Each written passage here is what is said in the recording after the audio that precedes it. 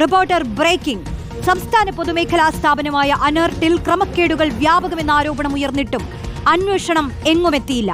Reporter പുറത്തുകൊണ്ടുവന്ന smart city solar panel ക്രമക്കേടിലും PM Kusum tender ക്രമക്കേടിലും നിരവധി തെളിവുകളാണ് പുറത്തുവന്നത്. അട്ടപ്പാടിയിൽ സോളാർ പ്ലാന്റ് സ്ഥാപിച്ചതിൽ വൻ ക്രമക്കേടുണ്ടെന്ന പരാതിയിൽ അന്വേഷണം തുടരുകയാണ്. അനർട്ട് CEO നരേന്ദ്ര വേലൂരിക്കെതിരെ ആണ് ആരോപണം ഉയർന്നത്. കോടികളുടെ ടെൻഡറിൽ വൻ ക്രമക്കേട് നടന്നു എന്ന നിയമസഭാ രേഖകളും പുറത്തുവന്നിട്ടുണ്ട്. പർച്ചേസ് മാനേജറെയും ഫിനാൻസ് ഓഫീസറെയും നോക്കുകുത്തിയാക്കിക്കൊണ്ട് താൽക്കാലിക ജീവനക്കാരെ വെച്ചാണ് ടെൻഡർ വിളിക്കുന്നതെന്നടക്കമുള്ള എല്ലാ നടപടികളും ചെയ്യുന്നത്. TV പ്രസാദ് ചേരുന്നു വിശദാംശങ്ങളുമായി. TV പ്രസാദ്, എന്തായാലും ഈ പൊതുമേഖലയിൽ തന്നെ വലിയ ക്രമക്കേടുകൾ പുറത്തുവരികയാണല്ലേ?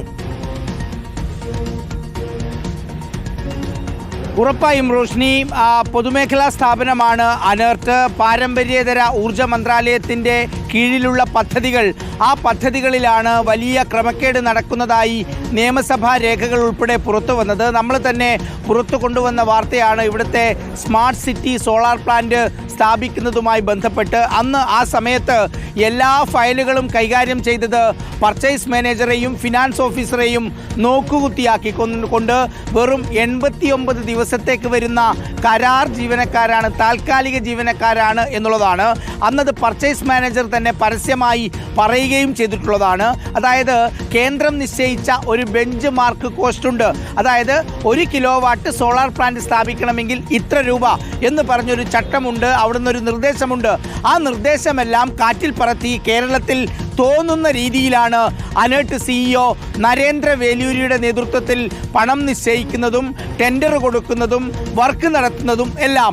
അങ്ങനെ വർക്ക് നടത്തിയതിന് ശേഷം ഈ പ്ലാന്റ് ശരിയായിട്ടാണോ ചെയ്തത് എന്ന് പരിശോധിക്കുന്നത് പലപ്പോഴും അതും താൽക്കാലിക ജീവനക്കാരാണ്, അതല്ലെങ്കിൽ പ്രൈവറ്റ് സ്ഥാപനങ്ങളുടെ ഉടമകളാണ്, അവരുടെ പ്രതിനിധികളാണ് ഈ പ്ലാന്റുകളെല്ലാം പരിശോധിക്കുകയും ചെയ്യുന്നത്. 1ഉം 2ഉം പദ്ധതികളല്ല. നമ്മൾ കണ്ടതുപോലെ ഒന്ന് സ്മാർട്ട് സിറ്റി, അത് നമ്മൾ പുറത്തു കൊണ്ടുവന്നതാണ്. ഇപ്പോൾ രമേശ് ചെന്നിത്തല വലിയ തോതിൽ ഇടപെട്ടിട്ടുള്ള PM കുസും പദ്ധതി, അതും റിപ്പോർട്ടർ പുറത്തു കൊണ്ടുവന്നിട്ടുള്ളതാണ്. PM കുസും പദ്ധതിയിലാണെങ്കിൽ 240 കോടി രൂപയുടെ പദ്ധതിയാണ്. അതിൽ കേരള സംസ്ഥാന സർക്കാരിൻ്റെ വിഹിതമായുള്ളത് നബാർഡിൻ്റെ വായ്പയായിട്ട് എടുക്കുകയാണ് 170 കോടി രൂപ. ഇതെല്ലാം ടെൻഡറിൽ ഒരു സുതാര്യതയുമില്ലാതെ, നേരത്തെ പറഞ്ഞതുപോലെ പർച്ചേസ് മാനേജറോ ഫിനാൻസ് ഓഫീസറോ ഒന്നും അറിയാതെ താൽക്കാലികക്കാരെ കൊണ്ട് ചെയ്യിപ്പിക്കുകയാണ് അവിടുത്തെ IFS ഉദ്യോഗസ്ഥനായ CEO നരേന്ദ്രനാഥ് വേലൂരി. അട്ടപ്പാടിയിൽ നമുക്കറിയാം സോളാർ പ്ലാന്റ് സ്ഥാപിച്ചതിൽ വലിയ അഴിമതി ആരോപണം ഉയർന്നിരുന്നു. അന്ന് അന്വേഷണത്തിനും ഉത്തരവിട്ടിരുന്നു. പക്ഷേ ആ അന്വേഷണം എങ്ങും എത്തിയില്ല. റോഷ്നി, സംസ്ഥാനത്ത് ഇത്രയേറെ 3 പ്രധാനപ്പെട്ട നിയമലംഘനങ്ങൾ പുറത്തു വന്നിട്ടും നരേന്ദ്രനാഥ് വേലൂരി അതേ പദവിയിൽ ഇപ്പോഴും തുടരുന്നു. അന്വേഷണം എങ്ങും എത്തുന്നില്ല.